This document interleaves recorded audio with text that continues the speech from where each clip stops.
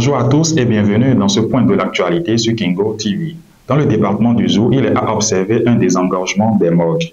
Le préfet du dit département a donné un ultimatum aux familles pour retirer leurs corps. Les morgues du département du Zou seront bientôt désengorgées. Les parents des défunts ont désormais 30 jours pour retirer les corps de leurs proches. En tant qu'autorité préfectorale, la préfecture est en train de prendre des dispositions pour que les parents des défunts ne viennent pas se plaindre par la suite.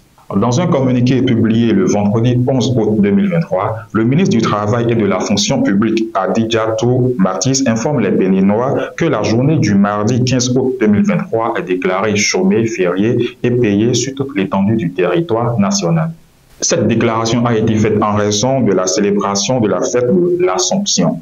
Le ministre du Travail et de la Fonction publique l'a fait savoir dans un communiqué qu'elle a fait publier ce vendredi 11 août 2023. Chez les chrétiens catholiques, cette fête rappelle la montée de la Vierge Marie au ciel. À Bobekalavi, le procureur somme les médias illégaux de cesser leur activité. C'est dans un communiqué publié le 2 août 2023 que le procureur du tribunal de première instance d'Abomey-Calavi, Obed Kodjo, invite les promoteurs des médias, d'organes de presse sans existence légale exerçant sur son territoire à cesser leur activité. Pour l'Assemblée générale ordinaire de Dialyse Vie du Bénin, Edmond Amoussou est reconduit à la présidence.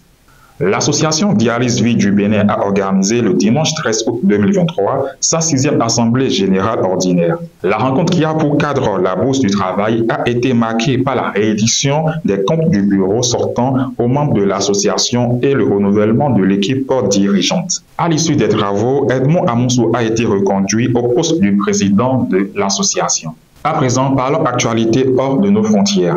Le Burkina Faso viole une décision de la CEDEAO contre les pugistes. Le Burkina Faso, à travers un communiqué en date du 11 août 2023, autorise l'exportation des céréales à Niamey. Cette décision intervient alors que la CEDEAO a ordonné la fermeture des frontières aux pays membres avec le Niger en vue d'un retour à l'ordre constitutionnel. Ceci étant, le Burkina Faso viole une règle de la CEDEAO par solidarité pour le Niger. En Côte d'Ivoire, dans la ville d'Abidjan, a été faite l'inauguration du pont Alassane Ouattara. Le 5e pont reliant Cocody au quartier du Plateau à Abidjan a été inauguré ce samedi 12 août 2023 en fin de matinée. Pour cette occasion, le président Alassane Ouattara était présent avec des membres du gouvernement. L'édifice doit permettre de faciliter le trafic souvent dense dans la capitale économique de la Côte d'Ivoire. C'est tout pour le point d'actualité de ce jour. Merci de nous avoir suivis et très bonne semaine à vous.